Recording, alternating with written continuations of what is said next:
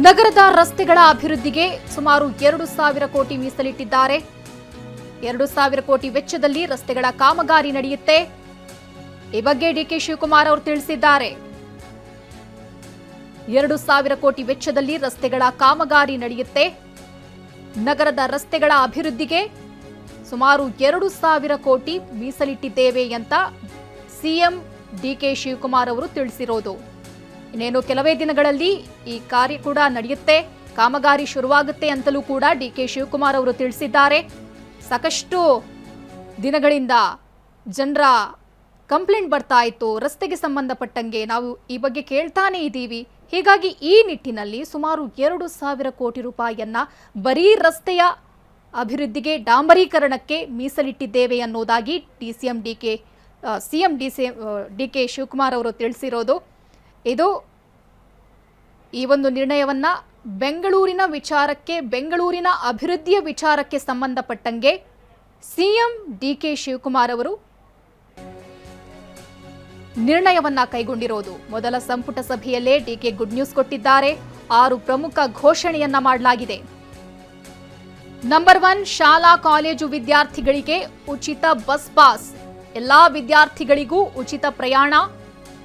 ಈ ಬಗ್ಗೆ ಸಿಎಂ ಘೋಷಣೆ ಮಾಡಿದ್ದಾರೆ. ನಂಬರ್ 2, ಉದ್ಯೋಗಾಕಾಂಕ್ಷಿಗಳಿಗೆ ಸರ್ಕಾರದ ವತಿಯಿಂದ ತರಬೇತಿ, ಉದ್ಯೋಗಕ್ಕಾಗಿ ಖಾಸಗಿ ಕಂಪನಿಗಳ ಜೊತೆ ಒಡಂಬಡಿಕೆ ಸರ್ಕಾರ ಮಾಡುತ್ತೆ. ಮೊದಲ ಸಂಪುಟ ಸಭೆಯಲ್ಲೇ ಡಿಕೆ ಯುವಕರು ಅದೇ ರೀತಿ ವಿದ್ಯಾರ್ಥಿಗಳಿಗೆ ಗುಡ್ ನ್ಯೂಸ್ ಕೊಟ್ಟಿದ್ದಾರೆ. 6 ಪ್ರಮುಖ ಘೋಷಣೆಯನ್ನ ಡಿಕೆ ಶಿವಕುಮಾರ್ ಪ್ರಕಟಿಸಿದ್ದಾರೆ. ನಂಬರ್ 1, ಶಾಲಾ ಕಾಲೇಜು ವಿದ್ಯಾರ್ಥಿಗಳಿಗೆ ಉಚಿತ ಪ್ರಯಾಣ ಇರುತ್ತೆ.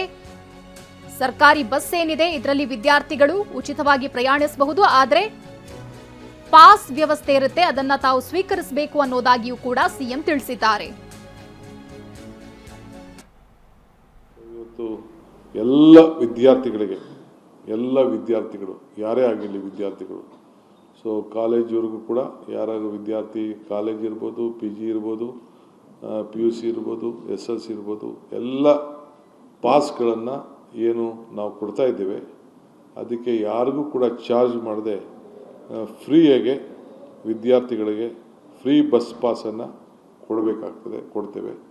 ಬಟ್ ಅವರು ಅರ್ಜಿಯನ್ನು ಸಲ್ಲಿಸಬೇಕಾಗ್ತದೆ, ಯಾಕೆಂದರೆ ಯಾರು ವಿದ್ಯಾರ್ಥಿಗಳನ್ನು ನಂಬಬೇಕಾಗ್ತದಲ್ಲ, ಸೊ ಅದಕ್ಕೆ ಐಡೆಂಟಿಫಿಕೇಷನ್ ಬೇಕಾಗ್ತದೆ.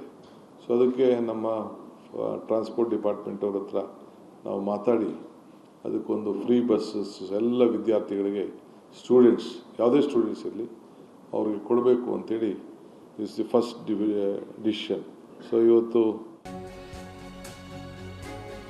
ಡಿಕೆ ಸರ್ಕಾರದಿಂದ ಭೂ ಗ್ಯಾರಂಟಿ ಘೋಷಣೆ ಮಾಡಲಾಗಿದೆ. 3 ಅಂತಸ್ತಿನ ಮನೆಗಳಿಗೆ ಓಸಿ ವಿನಾಯಿತಿ ನೀಡಲಾಗ್ತಿದೆ. ಸುದ್ದಿಗೋಷ್ಠಿಯಲ್ಲಿ ಸಿಎಂ ಡಿಕೆ ಶಿವಕುಮಾರ್ ಈ ಬಗ್ಗೆ ಹೇಳಿಕೆ ನೀಡಿದ್ದಾರೆ. 2,500 ಅಡಿಯವರೆಗೂ ಓಸಿ ವಿನಾಯಿತಿ ನೀಡಲಾಗುತ್ತೆ ಅಂತ ತಿಳಿಸಿದ್ದಾರೆ. ಬಿ ಖಾತೆಯಿಂದ ಎ ಖಾತೆ ಇಡೀ ರಾಜ್ಯಕ್ಕೆ ವಿಸ್ತರಣೆ. ಈ ಬಗ್ಗೆ ಸುದ್ದಿಗೋಷ್ಠಿಯಲ್ಲಿ ಸಿಎಂ ಡಿಕೆ ಶಿವಕುಮಾರ್ ಹೇಳಿಕೆ ನೀಡಿದ್ದಾರೆ. ಇದು ಭೂ ಗ್ಯಾರಂಟಿ ಘೋಷಣೆ. 3 ಅಂತಸ್ತಿನ ಮನೆಗಳಿಗೆ ಓಸಿ ವಿನಾಯಿತಿ ಸಿಗುತ್ತೆ. ಸುದ್ದಿಗೋಷ್ಠಿಯಲ್ಲಿ ಸಿಎಂ ಡಿಕೆ ಶಿವಕುಮಾರ್ ಈ ಬಗ್ಗೆ ಹೇಳಿಕೆ ನೀಡಿದ್ದಾರೆ.